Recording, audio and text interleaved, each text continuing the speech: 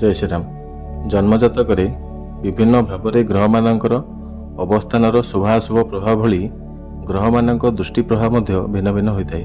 जपरी सूर्य दृष्टि प्रभाव में उत्साह, चंद्र दृष्टि प्रभाव में आग्रह, मंगल दृष्टि प्रभाव में विवाद, बुध दृष्टि प्रभाव में व्यग्रता व विचलित, गुरु दृष्टि प्रभाव में सहजता, शुक्र दृष्टि प्रभाव में सौम्यता, शनि दृष्टि प्रभाव में संघर्ष, राहु दृष्टि प्रभाव में छल एवं केतु दृष्टि प्रभाव में वैराग्य भाव वृद्धि होता है। तेबे जदि ग्रहटी जातक पे जोगकारक होता है तेबे से निर्दिष्ट ग्रहर दृष्टि प्रभाव जातक पे अनुकूल होता है। जदि ग्रहटी अशुभ भाव में अवस्थान करता है अथवा अशुभ होता है तेबे से ग्रहर दृष्टि प्रभाव जातक पे विपद सृष्टि करता है।